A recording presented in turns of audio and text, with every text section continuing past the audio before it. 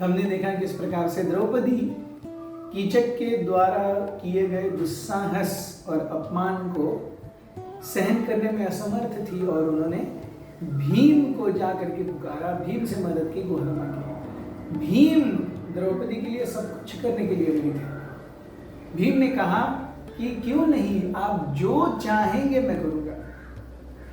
द्रौपदी कहती है कि पत्नी के शरीर, उसके मन, उसकी बुद्धि, उसके आत्मा की रक्षा करना, ये सब पति का कर्तव्य है। और आप सबके कारण इन सब फैक्टर्स में मुझे हर जगह पर नेग्लेक्टेड फील हुआ है। सो जो भी स्त्रियां अपने हस्बैंड से नेग्लेक्टेड फील करती हैं, you are not the only one. ये बहुत समय से पहले से कथा है। हम देखते हैं कि गौरी के पास शिवजी एक घर रहने नहीं देते। लक्ष्मी जी जब भगवान विष्णु से रूठ करके चली जाती हैं तो भगवान बालाजी के रूप में आकर के उनको खोजते हैं। सो राधा रानी रास नृत्य छोड़ करके कभी भाग जाती हैं तो कृष्ण को लगता है अरे राधा रानी नहीं है। सो इस प्रकार से हम देखते हैं कि जो कार्य महत्वपूर्ण है उसे उसी तरह महत्वपूर्ण करने की महत्ता को द्रौपदी ने भीम को बताया और भीम कहने लगे मैं निश्चित रूप से आपकी इच्छा की पूर्ति भी करूंगा। द्रौपदी ने भीम को बहुत आलिंगन दिया। भीम को आलिंगन देकर के द्रौपदी रोने लगी। फाइनली उन्होंने कहा कि देखिए मेरे हाथों को। जब भीम ने द्रौपदी के हाथ देखे तो हाथों पर हर जगह छाले आ गए थे। तो उन्होंने कहा कि रानी सुदेशना की सेवा करके मेरे हाथों का ये हाल हुआ है। तो जब भीम ने उन हाथों को देखा, वो हाथ किस प्रकार से थे, द्रौपदी के उन हाथों को लेकर के अपने सर पर रख दिया और भीम रोने लगे। काफी समय तक रोने के बाद भीम को पता चला कि ऐसे नहीं चलेगा, something needs to be done. तो उन्होंने कहा कि अगर कीचक आपके पास आना चाहता है तो अगली बार जब जाओ और कीचक से मिलो, कीचक ने निश्चित रूप से आपके प्रति कुछ एडवांसेस करेगा। तो तब उसे कहना कि सभा के बाजू में ही एक नृत्य मंडप है जहां पर सारे रॉयल हाउस होल्ड्स, वहां के लोकल लोगों द्वारा प्रस्तुत लोक नृत्य वगैरह देखते हैं, वो डांसिंग हॉल है। तो वहां पर रात को, देर रात को बुलाओ, लगभग 12 बजे रात को। तो बाकी इंतजाम मैं देखता हूं।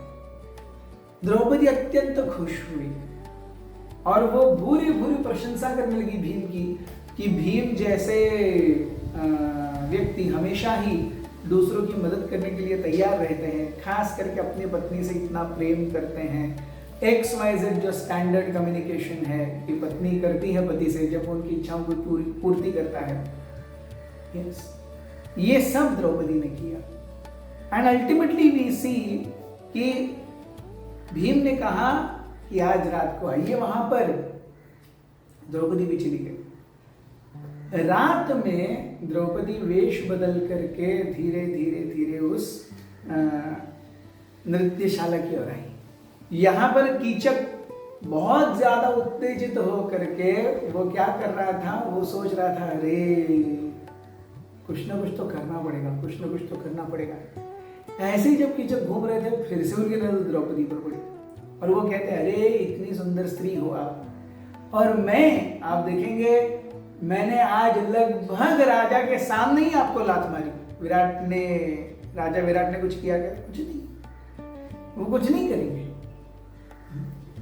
सो कीचक कहने लगे अगर आप मेरी पत्नी बनने के लिए तैयार हो तो मैं आपको सोने, चांदी, हीरा, जवाहरात, unlimited, you name it you have it.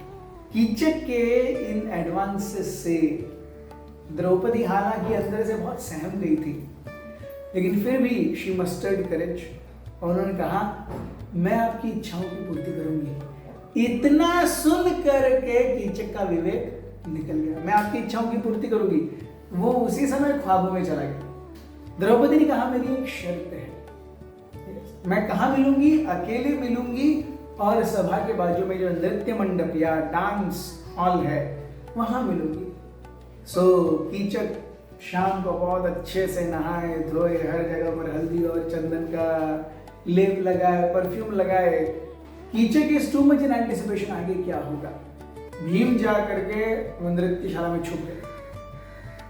Draupadi भी आई थोड़े समय के बाद, और जैसे ही कीचक ने प्रवेश किया, द्रौपदी ने कहा, ओ आप अभी मुझसे एक होने के लिए आए हैं। तो कीचक ने कहा, हाँ मैं आपसे एक होने के लिए आया हूं। और जैसे ही वो आगे जाते हैं, वहीं पर भीम उनके सामने आ जाते हैं और कहते हैं, हे मूर्ख, मैं इनके 5 पतियों में से एक पति हूं, कुछ होगा तो फिर ये हमें नहीं बताएगी, ऐसा तुमने कैसे सोचा।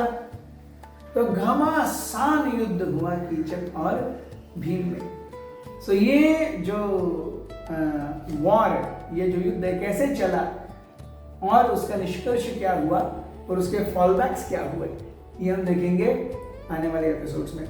बहुत बहुत धन्यवाद। हरे कृष्ण।